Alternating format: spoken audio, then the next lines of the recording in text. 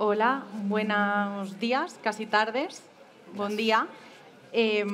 Os presentamos, bueno, me presento primero, no soy Cristian, Cristian no ha podido venir, así que, bueno, yo soy Inés y voy a ser la persona que modere esta mesa.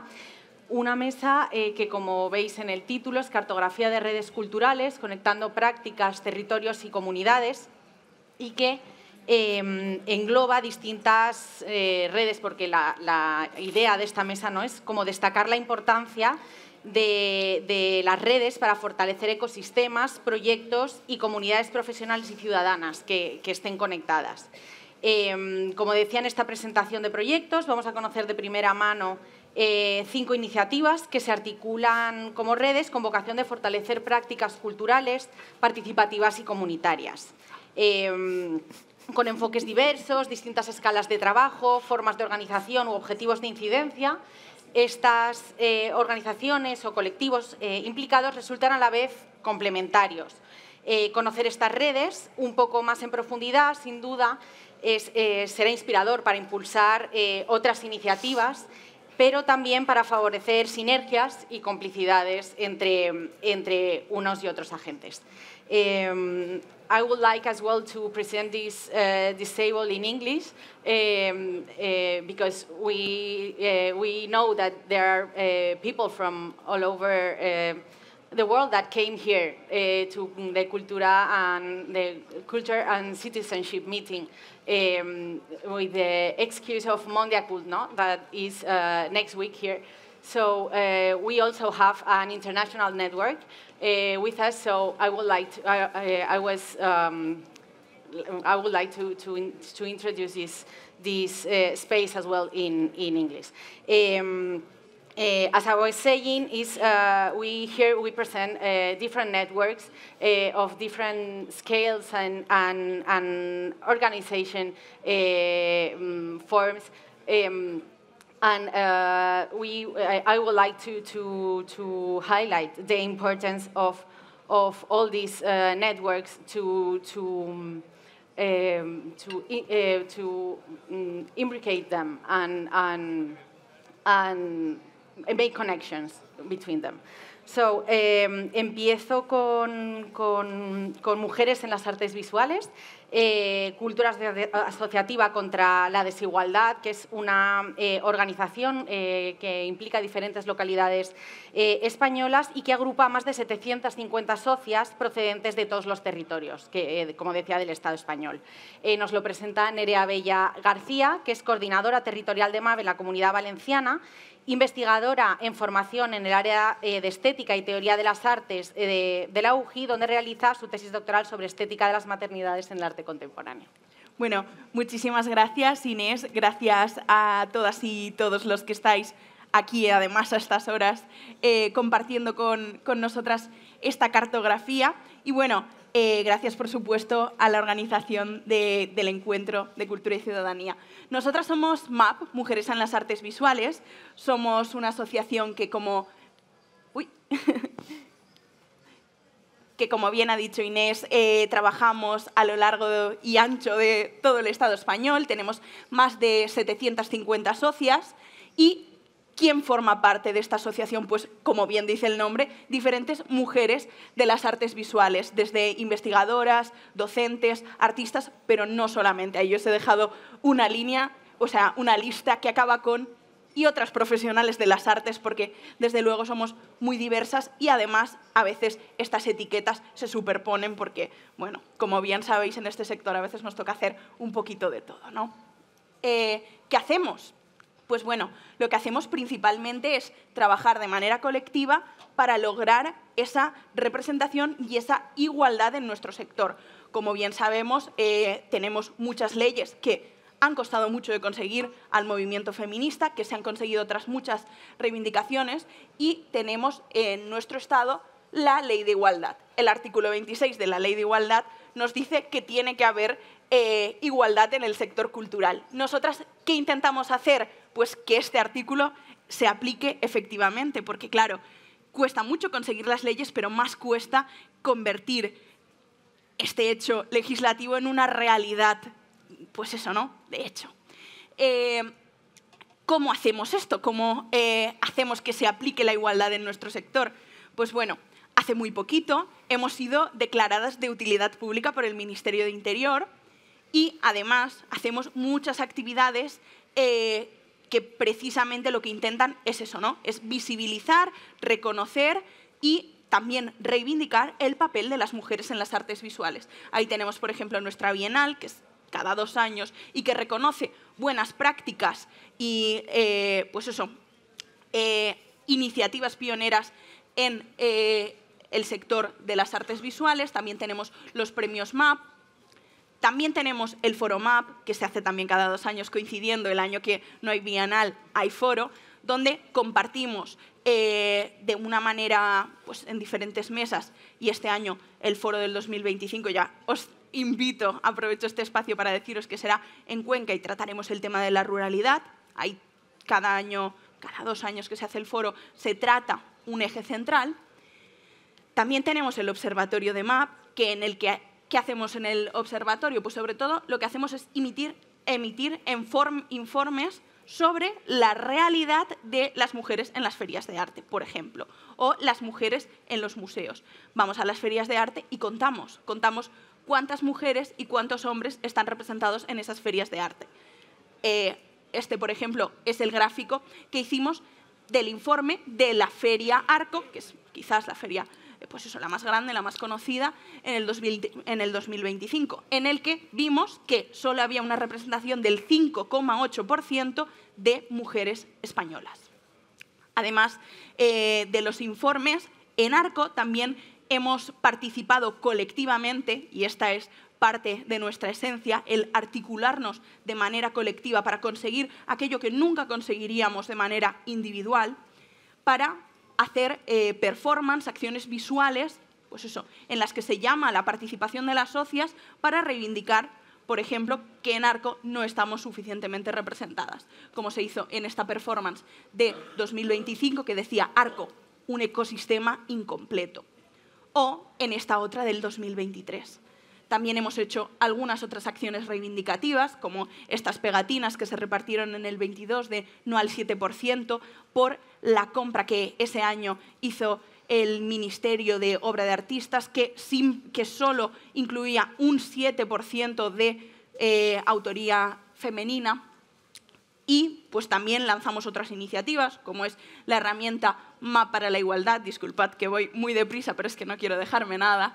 La herramienta MAP para la igualdad, que es un cuestionario de autodiagnóstico que se ofrece a los museos para que se examinen y vean cómo están en cuanto a igualdad, en cuanto a paridad en los museos. Pero esta herramienta, este cuestionario, no se queda simplemente en la superficie de contar cuántos hombres o cuántas mujeres tenemos, cuántas exposiciones se programan, sino que también, pues, cuando aplicábamos la herramienta, te pregunta cosas tan curiosas como ¿quién limpia las salas de ese museo? ¿Dónde están los cambiadores de bebés? ¿Los hay? Bueno, a partir de la aplicación de esta herramienta se creó la Red de Museos por la Igualdad, una red de museos en la que tenemos muchísimos centros del Estado adheridos y que intentan, pues eso, ¿no?, trabajar cada vez más por la igualdad, que a veces es difícil porque los museos parten de unas colecciones que no siempre tienen fácil el ser igualitarios, pero también ofrecemos ahí algunas herramientas para trabajar por la igualdad. Un reconocimiento que se dio a estos museos en el año 2022 que aplicaron la herramienta y que se unieron a la red fue la Gota MAP.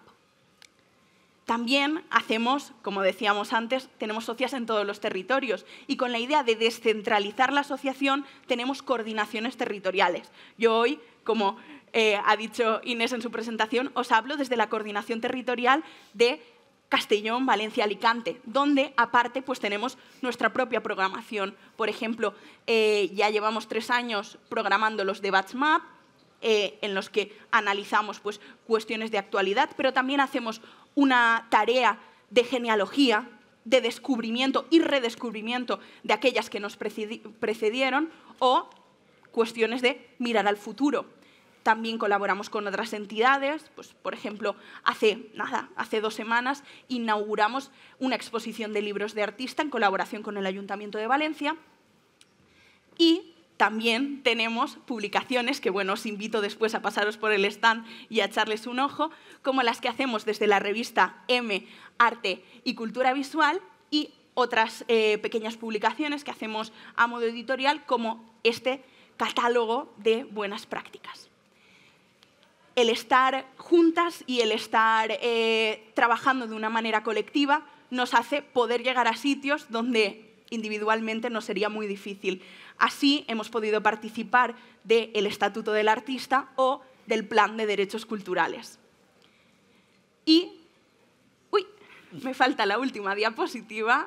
Bueno, la última diapositiva lo que decía era que si sois mujeres que formáis parte de las artes visuales, os animamos a que os asociéis y a que os unáis a la asociación para, pues eso, estar juntas en contra de la desigualdad. Muchísimas gracias.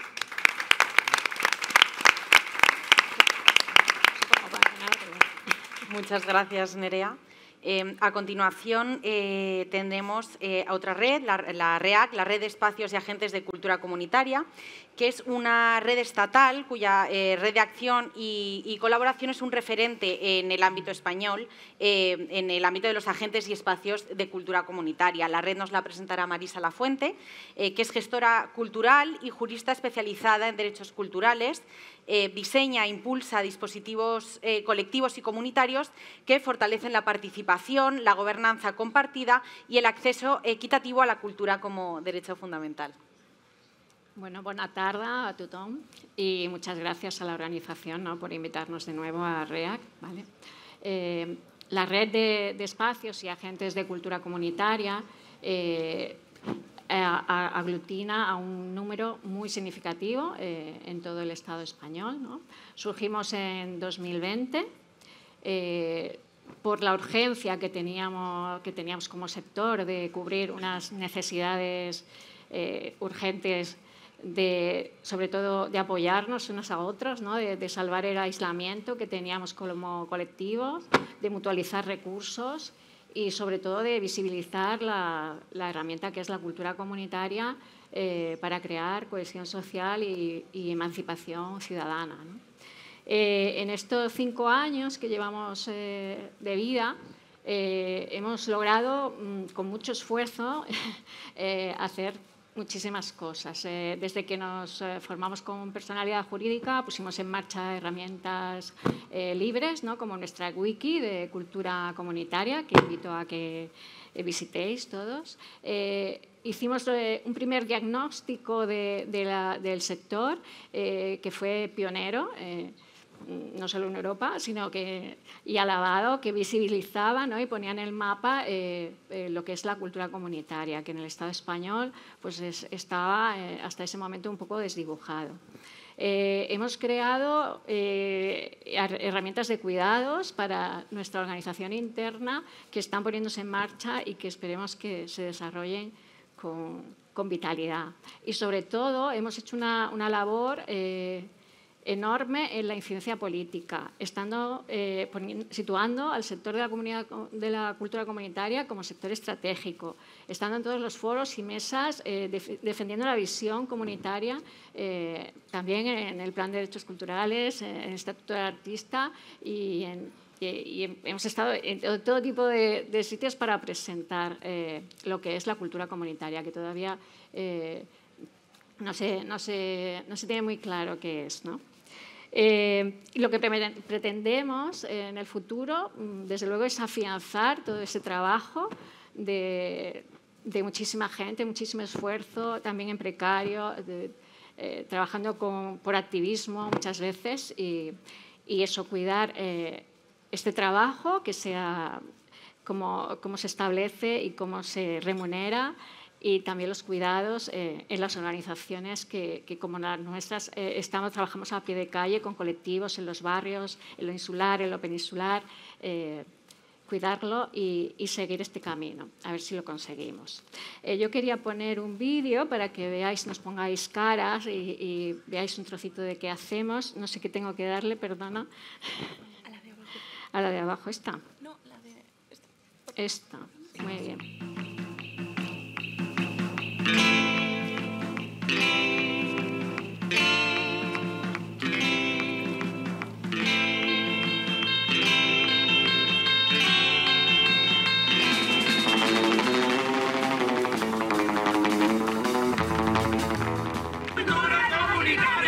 ¡Somos cultura comunitaria!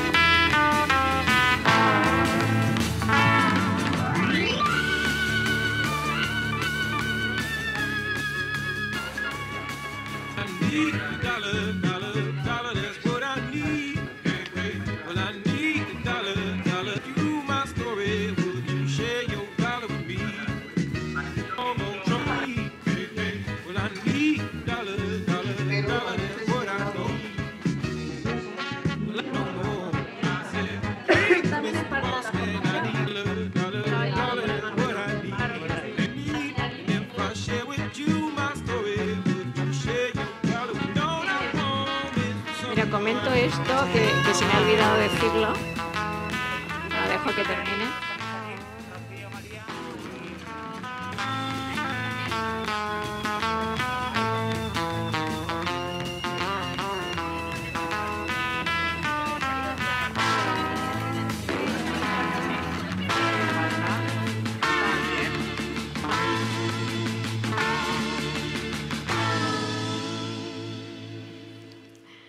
Sí, las imágenes que salían con el dinero y tal es un proyecto de investigación sobre formas alternativas de financiación de nuestros colectivos. Por ese problema que tenemos todos, ¿verdad?, de cubrir nuestras acciones con financiación. Yo quería conectar lo que es READ con los temas que se habían propuesto en esta edición de Cultura y Ciudadanía, el Plan de Derechos Culturales, ¿no?, los derechos, la cultura de paz y la inteligencia artificial. Nosotros como red, la verdad, no hemos abordado el tema de la inteligencia artificial, la verdad, y yo pensando en esto decía, claro, en nuestras experiencias son experiencias vivas. Eso no está en la inteligencia artificial, está en los registros de la experiencia viva que hacemos, pero no está la experiencia que estamos viviendo aquí ahora mismo, nosotros, mirando esa cara a cara, eso no está. Entonces, ¿cómo situar, ¿no?, qué va a suponer, qué supone ya que está aquí la inteligencia artificial entre nosotros, cómo va a cambiar eso nuestro trabajo, o si cambia o no, o cómo actuar? Yo, pensando con otras compañeras y compañeros, decíamos, bueno, es una criatura artificial que llega a nuestras vidas y desde luego tenemos que jugar el papel de criarla, ¿no? Tenemos que alimentarla saludablemente y dotarla de una educación en valores, ¿no? Y por lo tanto tenemos que dotar esas experiencias que hacemos y volcarlas ahí para que esos algoritmos vayan funcionando de otras maneras, ¿no? Entonces, eso es una labor que podemos hacer como redes o como organizaciones, ¿no?, de volcar esa información. Sobre todo porque leyendo informaciones leía una noticia que hablaba de que ya al actuar en las redes sociales no volcamos información personal ni nuestras historias, ¿no? Vamos más como espectadores, lo que crea que al final lo que se vuelca está hecho por pocas personas y estamos viendo todo, ¿no? Es como un servicio, es como si ves ya la tele, no se alimenta de maneras diversas ni informaciones diversas. READ, desde luego, en el Plan de Derechos Culturales no solo hemos colaborado, sino que la cultura comunitaria trabaja desde las bases, desde los colectivos, desde los barrios y desde la cohesión ciudadana y la participación, ¿no? Por supuesto, genera acceso a la cultura, incentiva la participación y por supuesto, apoyamos la creación, con lo cual tenemos que apoyar esa cultura comunitaria para que todo lo demás siga funcionando y uno pueda llegar a desarrollarse en la cultura de todos los ámbitos profesionales o no que podemos vivir en la sociedad, ¿no? Y, por supuesto, es cultura de paz, porque todo lo que genere el conocimiento del otro y la empatía, ver la diversidad en la igualdad, o la igualdad en la diversidad, o la diferencia, eso ayuda, por supuesto, a mantener esa cultura de paz y tener una sociedad mucho más habitable. Y bueno, desde aquí, desde el río hasta el mar, gracias.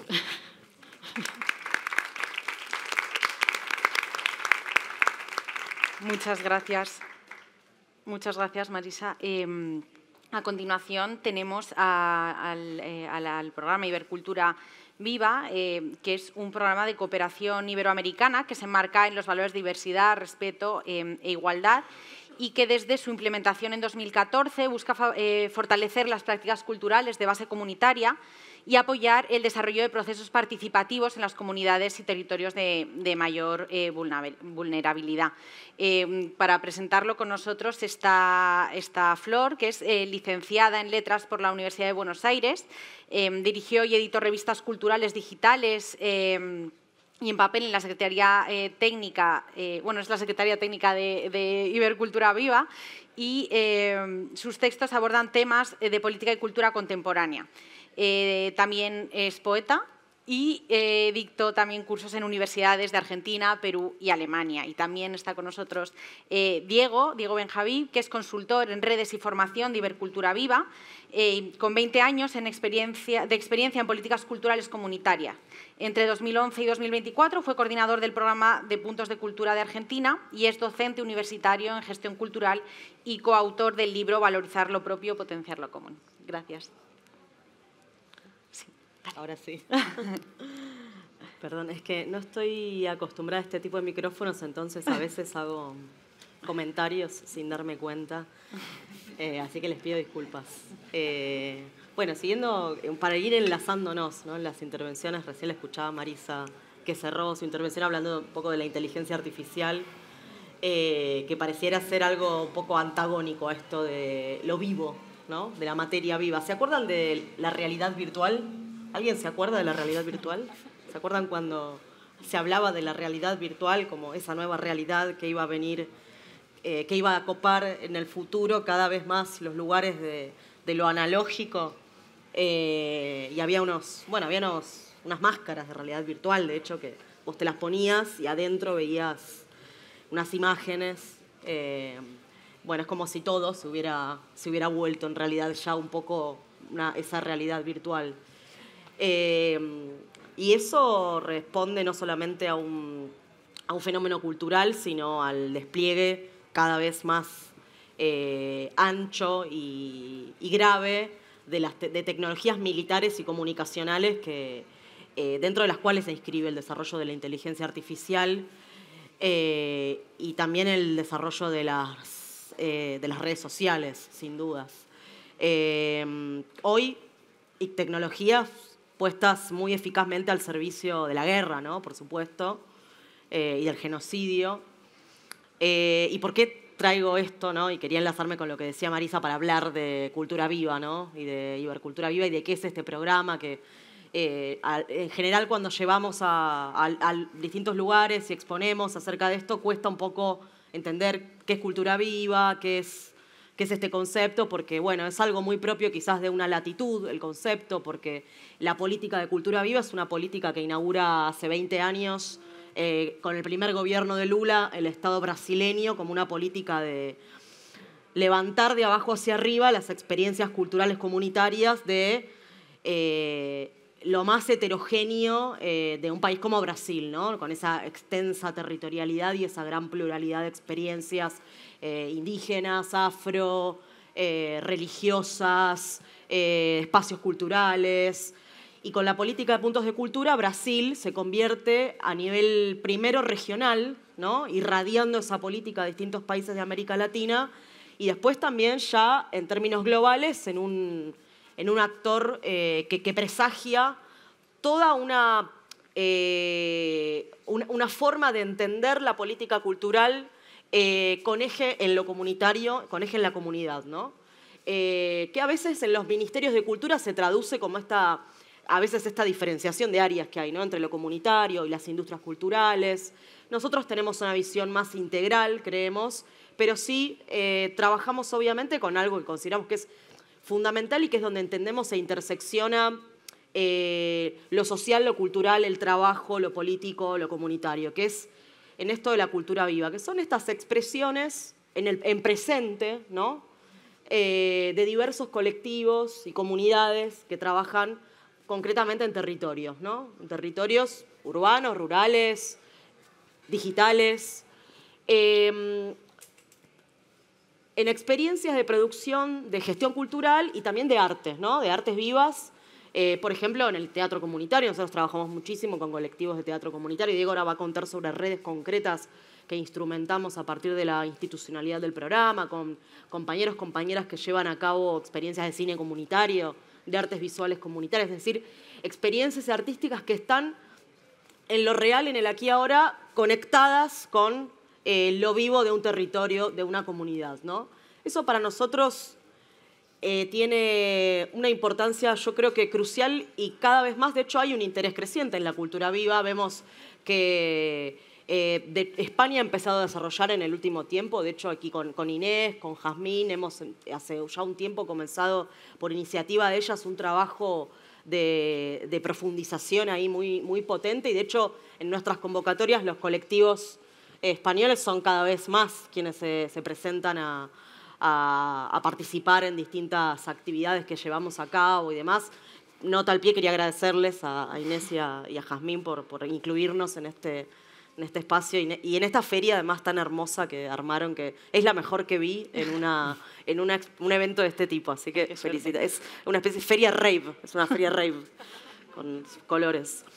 Y yo quería introducir muy brevemente de qué se trata el programa, porque lo cierto es que uno puede ir a la página institucional, leer de qué se trata un programa de cooperación, que en definitiva es un espacio intergubernamental en el que participan países, 14 países son los que participan en este momento, sobre todo países latinoamericanos, más España, hace ya 10 años, ¿no? Yo les comentaba que hubo un proceso que empezó hace 20 años con el gobierno de Lula, con ese gran ministro que tuvo ese primer gobierno de Lula, que fue Gilberto Gil, que hace pocos días estaba de nuevo en las calles con Caetano Veloso, repudiando el intento de impunidad de Bolsonaro, una conquista además enorme que tuvieron los compañeros y las compañeras brasileñas. Lo está Cayo Pontes, que es el director nacional de la política cultural de Cultura Viva de Brasil, que es además nuestro repi de Brasil en nivel Cultura Viva.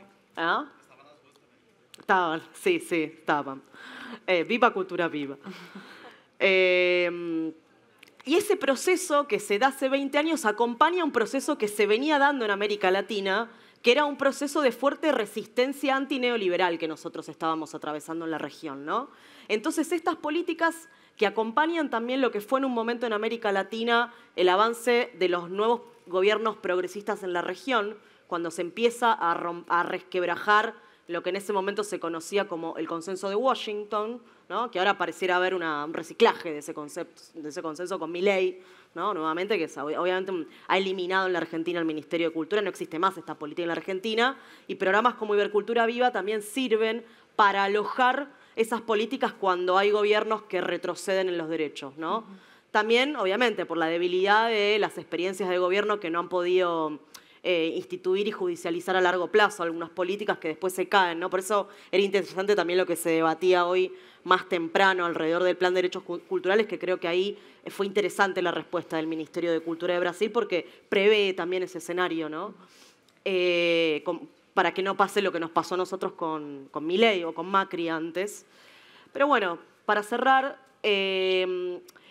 lo que yo quiero señalar es que este programa, si bien es un programa institucional, intergubernamental, en el que los países tienen una representación a través de sus ministerios de cultura, es un programa que expresa políticas de abajo hacia arriba. O sea que ha venido siendo demanda de organizaciones, de colectivos comunitarios, de colectivos culturales y artísticos que han logrado que en distintos países se establezcan políticas culturales de Estado para fortalecer y para apoyar el desarrollo de esas prácticas. Esto tuvo un correlato, como decía anteriormente, con el desarrollo de los gobiernos progresistas en la región. En ese momento, con ese primer gobierno de Lula, que era el primer gobierno de Lula, que era la época, bueno, el gobierno de Evo, el gobierno de Néstor, era una etapa latinoamericana en la que se desarrollaron una serie de esquemas regionales también de acuerdo y de trabajo.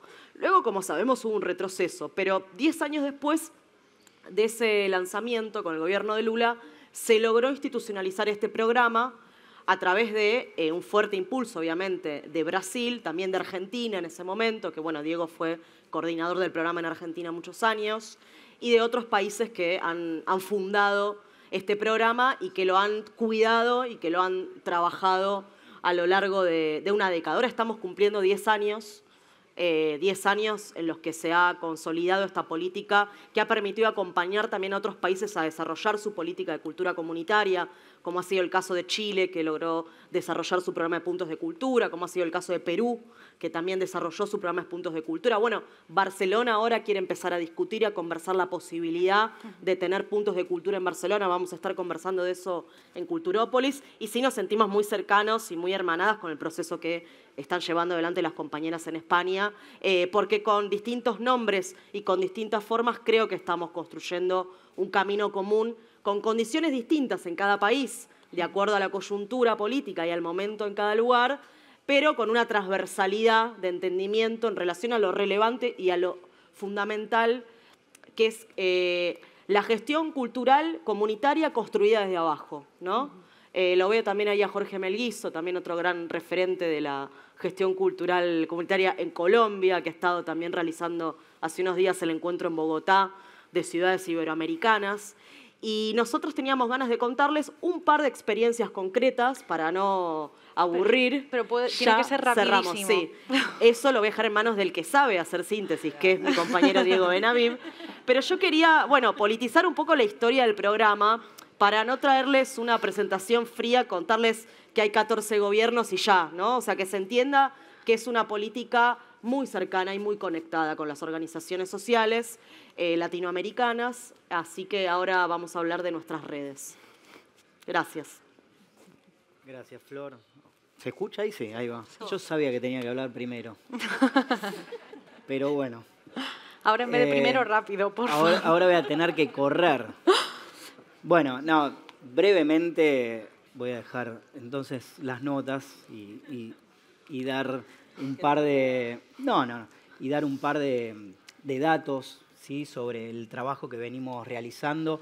Todo lo que ha dicho Flor en términos de lo que fue el desarrollo de un tipo de política cultural que se expandió a lo largo de América Latina durante muchos años y que fue fruto también de un trabajo articulado con los movimientos sociales, ¿no? El Movimiento Latinoamericano de Cultura Viva Comunitaria ha hecho mucho, ¿no?, para que existan estas políticas en los distintos países y también para que se sostenga una iniciativa continental, ¿no?, que irradie y que tenga fuerza y que promueva esto que también planteaban en la mesa de apertura, ¿no?, esta idea de la implementación de los derechos culturales, ¿no?, del ejercicio efectivo de los derechos culturales que no solo tienen relación con las necesidades o con las iniciativas del sector cultura, sino más bien una necesidad sentida de la población en general, ¿no? Toda persona, todo ciudadano o ciudadana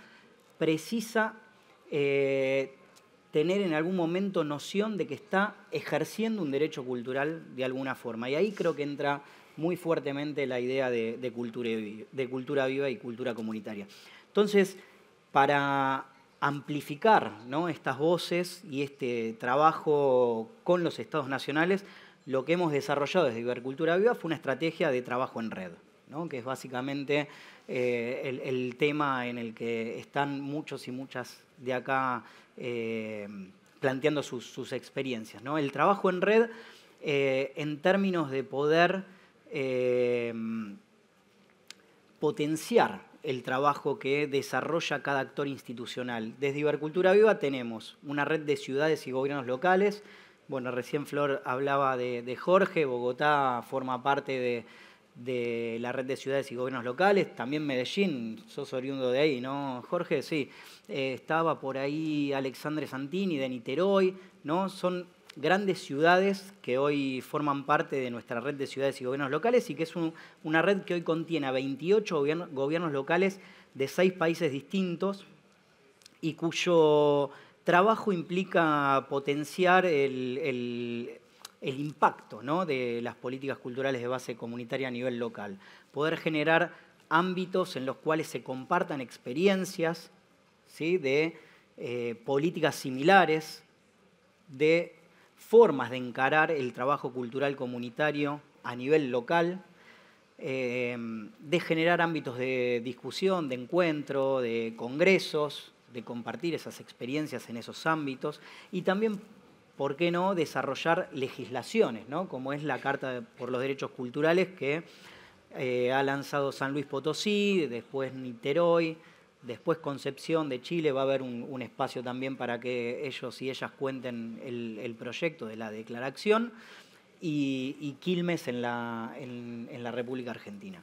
Bueno, esta red de ciudades y gobiernos locales ya tiene 5 años, 6 años de existencia y nuestra idea es poder seguir acompañando su crecimiento. Y por otro lado, la red educativa, ¿sí? Y acá cuando está recién lanzada en el mes de abril, en el marco del que fue el 6º Congreso Latinoamericano de Cultura Viva Comunitaria en México, se lanzó la red educativa Ibercultura Viva, que contiene ya a 12 instituciones educativas de 5 países de nuestra región y que incluye no solamente a la academia, ¿no?, a universidades, sino también a, por ejemplo, espacios de formación de secretarías de cultura provinciales, municipales, etcétera, y también a escuelas populares, ¿no? La idea ahí es poder revalorizar el conocimiento y los saberes populares y comunitarios que también se producen en otros ámbitos, no solamente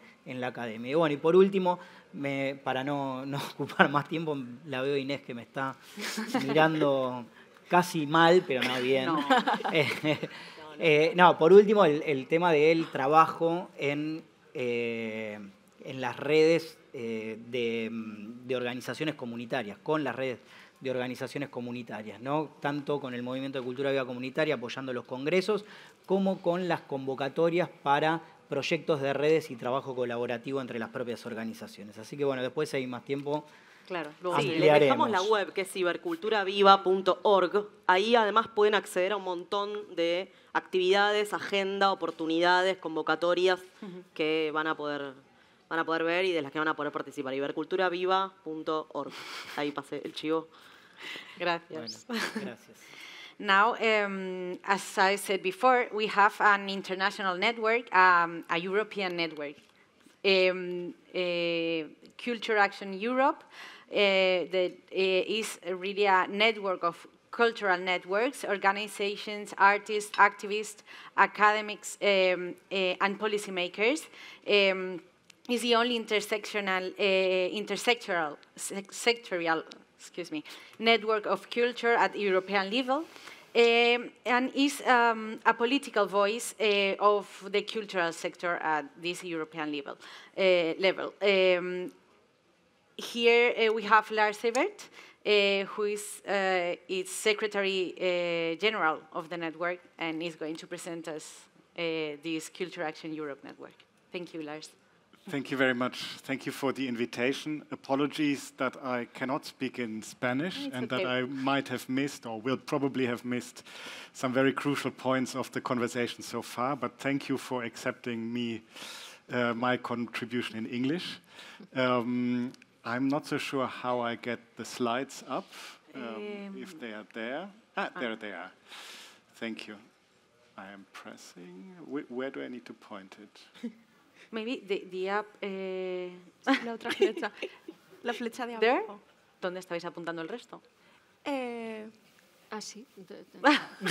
They were not pointing anywhere. So. Okay. Great.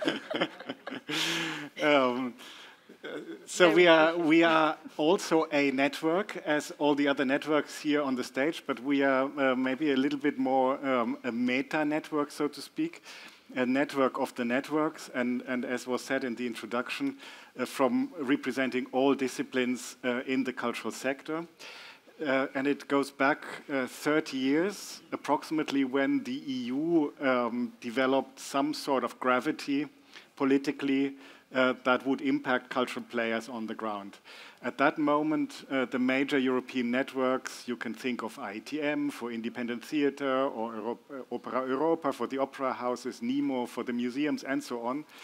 They came together to set up an organization that would represent collectively their interests towards politicians in Brussels. Meanwhile, we have 280 members in 36 countries, and our focus is on advocacy, capacity building, knowledge production, and knowledge sharing. And all of that, I will explain it a little bit more in detail, but all of that is for us a more holistic sorry, flashback. A more holistic look on advocacy. So advocacy normally, I mean, you all know advocacy. Some call it lobby. I like to call it lobby because we really want to influence, but lobby is a bad word because it's the bad guys that do lobbies, and we are the good guys, so we do advocacy, but we want to influence politicians to understand better what impact the cultural sector can have and what the transformative power really is that we have, and that needs investment and better laws. So that's our focus. And to give you a goal that we have, because it's always easy to make it very tangible, although I'm a little bit careful with that as well. For instance, we want the EU to invest 2% of their budget in culture. At the moment, if you look only at the Creative Europe program, which is the one program for culture, it's 0.0. So, Lots of zero. Nothing. What do? We advocate. I've already said that. And advocating is part of the connecting and facilitating with our network. There are two bold words in this bottom paragraph. It's decode and encode. One of our most popular publications that we have on a monthly basis for our members is called the Brussels Decoder, where we decode the political language of Brussels into normal human language so that you and I can understand what the hell is going on. As an advocate trying to be the voice for the cultural sectors, we also need to do it the other way around. We also need to encode. So I also need to speak code language with politicians. Not because they are not humans. Oftentimes they are very human, but sometimes too human. But because they need to understand where in their little universe of legislative procedures they can find hooks for which they can use the information we give them and implement changes that works in their system. So in a way, we are a postillon d'amour, if you want, between two planets. Meanwhile, we of course work intensively with all our members, and we are very proud that REAC, for instance, is one of our very active members, bringing the Spanish hub to life, but also being very active in projects across Europe. For instance, One Horizon project in which we are active on sustainability. So we need to work with our members to know what the position of the sector is. We need to co-create knowledge in order to have a position. Of course, I mean, I'm a cultural practitioner. I know what it means to run a cultural organization. I have to do budgets, I have to sweep the floor, I have to give the opening speech, and at the end of the evening I have to sweep the floor again. So I know what I'm talking about when I'm talking about precarity in the sector. Mm-hmm. But I also need data. I need figures and reliable information for forming opinions. We have, of course, a mission statement and a vision, and we have a set of values. But we have one core principle that we put on the table when we make decisions in which projects we engage, how we build relationships, and that's the principle of care. And of course, it goes back to Joe and Tronto's ethics of care, where we really have to look at not only what is just, how we treat everyone equal, but also how we relate individually to individual organizations, individual networks. REAC is a totally different network than IETM, for instance, and we treat them both equal, but we need to really look at the specific context in order to know how a fair position of the different members would be in our ecosystem. So we see our network really very much as an ecosystem, and look at principles of permaculture, for instance, where we see that you have big trees, you have mosses, you have shrubs, you have herbs, you have fungi, and we need them all in order to have a healthy ecosystem. And it is this ecosystem that in the end impacts on the political system as well, and hopefully, I mean, utopia, but hopefully leads to better conditions for the cultural sector. So yes, we are writing policy briefs, we are talking to politicians, but that ecosystem, and you will see that on our website as our main symbol, that permaculture system is what we really believe in. This is very schematically how we see advocacy. So there is knowledge production on the top right corner, the projects, the events, knowledge sharing within our network. And that, of course, informs politicians, that's advocacy. And what we learn from them goes back into our network, and that's capacity building, to use the code words. In terms of outputs, I mentioned position papers and policy briefs. Last year, we've published the first State of Culture report, which we will publish now every other year. So next year is the second edition, where we really take stock about cultural policies on a European level and within the member states of the Union. We look at funding. We look at also, for instance, the Culture Compass that the European Commission is presenting in November as the new strategic cultural policy, as far as the European Union has one or can have one. They will present it in November. We are not waiting for the European Union to present it. We've worked with our members over the summer to work on a sector blueprint, and we will launch it on Monday. I was able to give it to the Spanish minister just before this meeting, because we think we know better how the cultural policy should look like for the cultural sector. So we already publish what they have to publish, and hopefully they read it and draw their conclusions. If you want to download the State of Culture report, I will leave that QR code for a minute. I will put it on in a minute and switch through to know what I actually want to say now.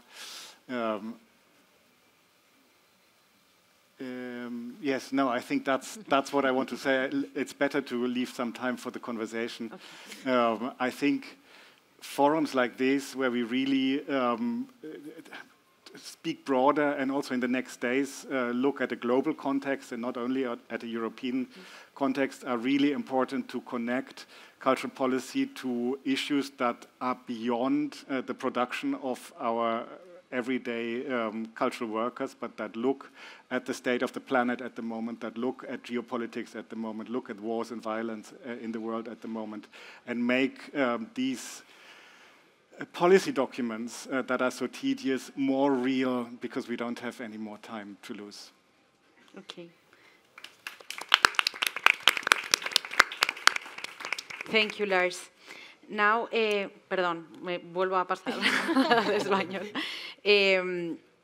Ahora, bueno, os presento a EPA, que es una red de iniciativas juveniles de España para conectar ideas, personas y territorios desde una perspectiva intersectorial, que nos va a presentar Sara Álvarez Gómez, que es presidenta de la asociación. Ella reside en la comarca leonesa de Laciana, desde donde coordina además el proyecto Caminus del Ayuntamiento de Villalbino, y colabora con la preapertura del Archivo Histórico de las Familias Mineras Pozo María y bueno, participa también en más proyectos, ha participado un montón de veces en nuestros programas, o sea que bienvenida, Sara. Gracias, muchísimas gracias. Gracias a Cultura y Ciudadanía por invitarnos desde el Ministerio, por el apoyo a todo el mundo. Estamos muy contentos de estar aquí porque hace 2 años en Cultura y Ruralidades también presentamos EPA, pero lo presentamos como laboratorio. O sea, era como, pues, como nació en un laboratorio, pues lo presentamos como la experiencia de EPA fue un laboratorio. Y ahora estamos aquí, 2 años más tarde, presentando EPA como red estatal. Entonces es bastante buena nuestra perspectiva y nuestra presencia aquí creo que quiere decir cosas buenas. Entonces yo os quería hablar un poco de nuestra historia, básicamente. Lo primero porque, pues, como acabo de decir, llevamos 2 años de recorrido y la mejor forma de explicar qué es EPA, que a veces es complicado de entender, es a través de nuestra historia. Y como es corta, creo que os la puedo contar. Hay otras redes aquí presentes que lleváis muchísimos años, igual si os ponéis a contar la historia no acabáis, pero yo creo que yo todavía puedo. O sea, nosotros todavía tenemos ese privilegio, ¿no? No sé si está funcionando o no. Sigo sin saber dónde apuntar. La flechita de abajo. ¿Es la de abajo? Sí, es la flecha de abajo. Thank you. Gracias. Bueno, hace 3 años, en realidad, cuando se empezó a fraguar esto, 3 asociaciones de distintos territorios rurales de España, la Bardal desde Cantabria, A Regenerar desde Murcia y el Cinorrio desde Cáceres, se juntaron y decidieron hacer un laboratorio ciudadano y empezaron a llamar a gente, a enredar. EPA ahora solo es EPA, pero en principio era enredar para actuar, porque básicamente lo que hicieron fue enredarnos de una manera muy fuerte a un montón de gente de distintos pueblos de España, todos con menos de 30 años por el tipo de financiación de Erasmus con el que se hizo este primer laboratorio. Empezamos, bueno, y después de varias reuniones online, demás, tal, llegamos a lo que fue el laboratorio en sí. Fue una semana en octubre en Villanueva de la Vera para prototipar 3 proyectos para impactar en el territorio. Entonces, éramos perfiles muy diversos. Alrededor de unas 30 personas colaboramos, entre los que fuimos de fuera y la gente local, y había pues, gente que venía más del sector primario, gestores culturales, biólogos que querían prototipar un proyecto sobre las regueras y su ecosistema del pueblo. O sea, teníamos unos perfiles muy diversos. Otro de los proyectos, por ejemplo, era un cineclub. O sea, nos basábamos siempre en 3 sectores que al principio sí que los dividimos. Era un poco como cultura, sector primario y soberanía sobre el territorio, pero luego en el laboratorio nos juntamos todos y empezamos a trabajar de forma intersectorial ya desde esa primera semana, ¿no? Hicimos de todo y sobre todo lo que hicimos fue hacernos amigos. Ejemplos de las redes de los proyectos que acudimos a ese primer laboratorio, el Cinorrio, que aquí los veis en Cultura y Ciudadanía en la anterior edición en Santiago. Ellos son una asociación de Villanueva de la Vera que a través de la gestión cultural y del trabajo comunitario ponen en valor la cabra verata, que es una raza autóctona de la zona. Tenemos a la Belorta, que está aquí sentada mi compañera, que hacen una defensa muy fuerte de su territorio en valles pasiegos, sobre todo contra el extractivismo de distintas corporaciones que les atacan, y además ponen en valor también ese patrimonio cultural propio para que la gente sienta más arraigo y entonces defiendan más su territorio. Tenemos la Bardal, que hacen sobre todo incidencia política con la juventud a través incluso pues, de los adolescentes, que es una cosa que nos da mucho miedo a todos, pero ellos consiguen trabajar con adolescentes, hacen una escuela de activistas rurales, por ejemplo, para que se empoderen y pidan a las instituciones mejorar los servicios de sus pueblos. Tenemos a Bajo Teja, que también está por aquí nuestro compañero, que también presentó su proyecto hace 2 años con nosotros en Cultura y Ruralidades.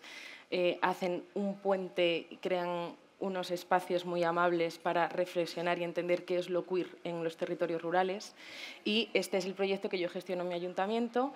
Yo soy gestora cultural en el Ayuntamiento de Villablino y esto, por ejemplo, es un festival en el que mezclamos, digamos, como todas las tradiciones del territorio en un solo día, ¿no? Desde ganadería, música tradicional, todo siempre es un punto de vista intergeneracional.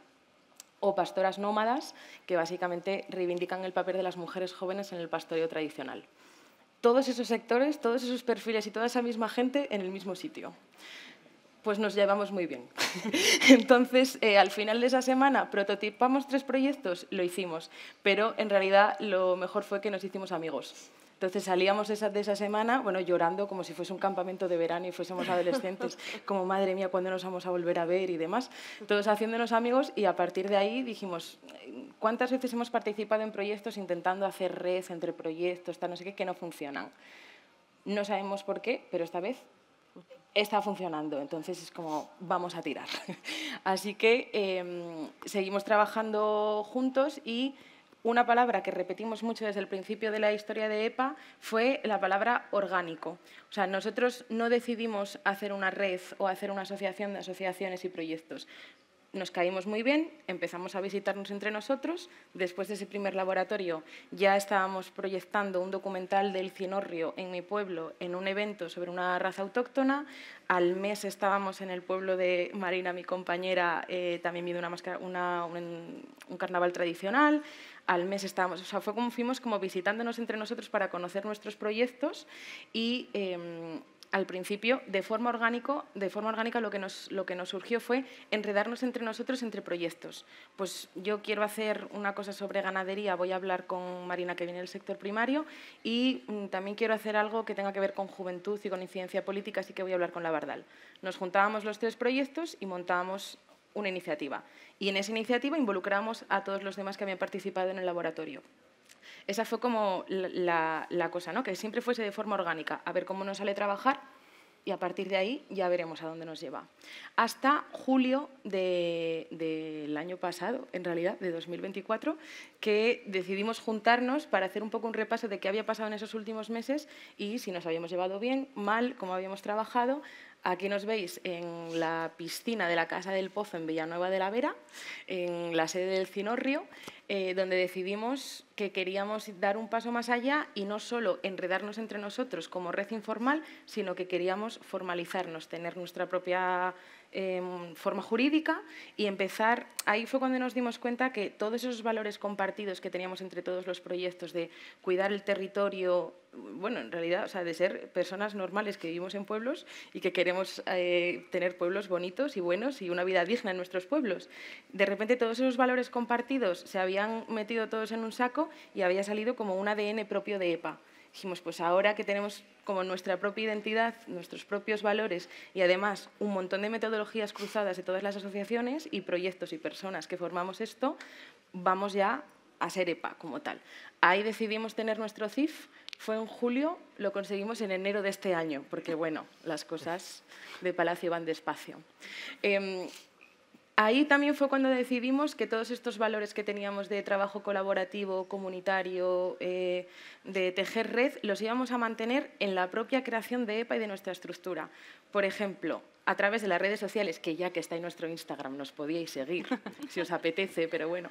A través de las redes sociales y del el encuentro en el que participamos en Cultura y Ruralidades, conocimos a Rural Hackers, un colectivo de Anseu, de un pueblo de Galicia.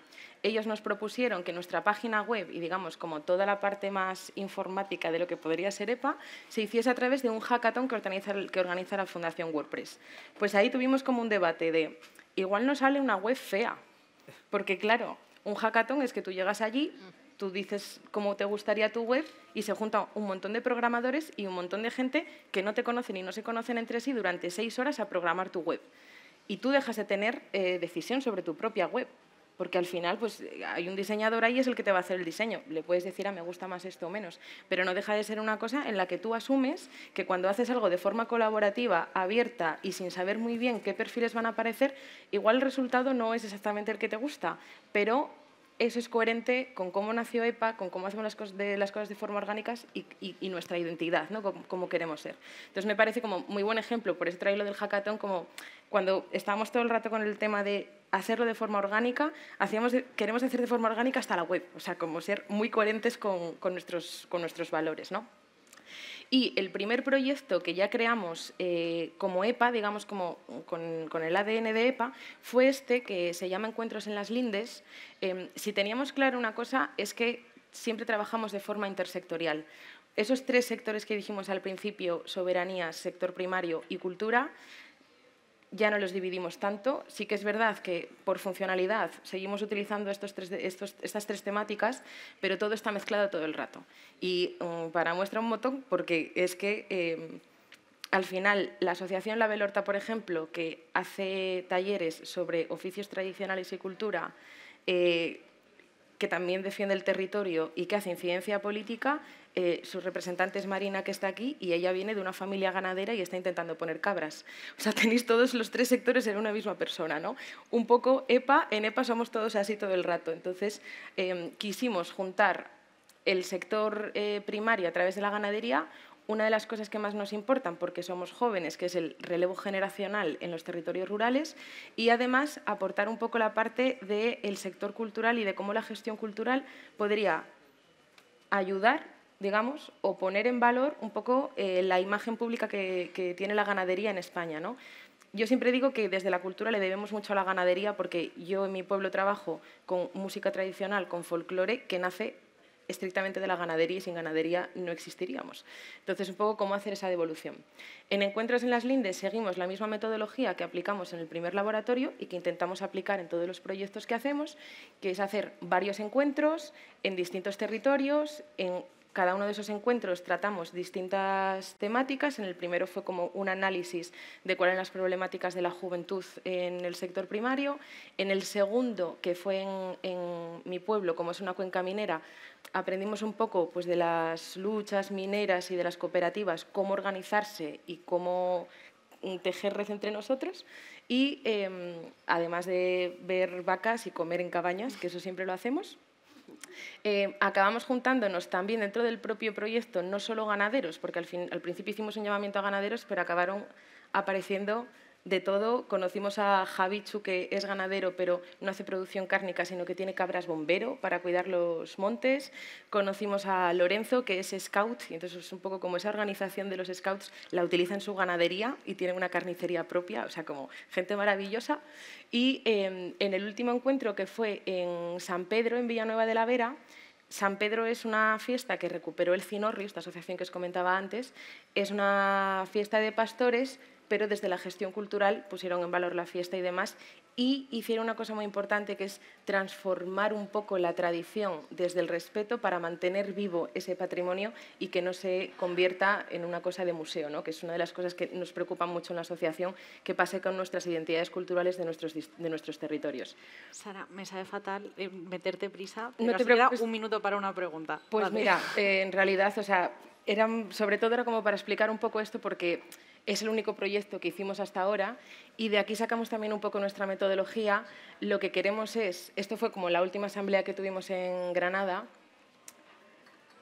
Aquí estamos en Europa porque estamos haciendo también como distintas colaboraciones con Rural Youth Europe a través de un proyecto que se llama Rural Youth Forward. Entonces, digamos que voy a intentar ir a la diapositiva. Uy.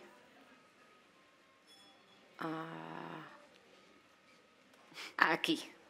Este esquema de cuando iba a tercero de la ESO, pues es un poco ahora mismo cómo estamos intentando construir la asociación, porque todavía no está del todo construida. O sea, al final todo esto de decir somos coherentes con cómo queremos ser, que todo sea orgánico, vamos experimentando para decidir cómo nos salen bien las cosas y no, pues lleva su tiempo y entonces todavía no tenemos una estructura muy definida. Lo que sí sacamos un poco, gracias sobre todo a este proyecto de Encuentros en las Lindes, del que, por ejemplo, sacamos unas conclusiones para llevar a una consulta de la Comisión Europea sobre la estrategia de relevo generacional en agricultura. Entonces sí que nos dimos cuenta de que justo en ese proyecto, en Encuentros en las Lindes, habíamos tenido la parte de poner en valor toda la cultura tradicional, toda la cultura ganadera de distintos territorios. Habíamos tejido red no solo entre los propios ganaderos, sino los ganaderos y los demás participantes de EPA.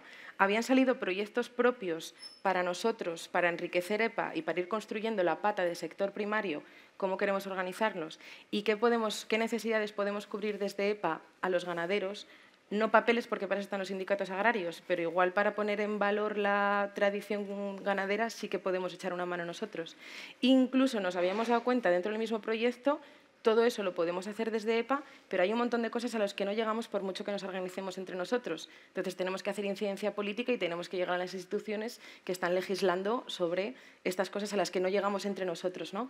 Entonces de ahí salió la parte de la consulta de la Comisión Europea, por ejemplo, y entendimos un poco cómo queremos seguir creciendo Vamos a ir haciendo, ya tenemos otros 2 presentados, también sobre territorio y comunidad a través de las comisiones de fiestas, sobre el valor social del sector primario. Hay distintos proyectos que vamos presentando y todos queremos que vayan como de la misma manera, a través de metodologías en las que creemos, como son laboratorios y encuentros en distintos territorios, decidiendo qué puede hacer EPA de manera anual, como para seguir haciendo un programa anual en el tiempo, en esos sectores distintos o con esas comunidades distintas, y al mismo tiempo distinguir de qué podemos ocuparnos desde EPA y qué tenemos que pedir a las instituciones públicas que se ocupen ellos para, desde ahí, ir construyendo nuestra incidencia política.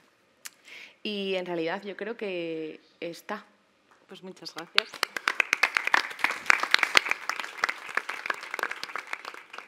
Pues nos hemos pasado 2 minutos de la hora. No sé si alguien tiene una pregunta rapidísima. If someone wants to ask a very quick question. If not, then we can all go to lunch. So thank you very much for coming. And no, see you around. Gracias, Inés.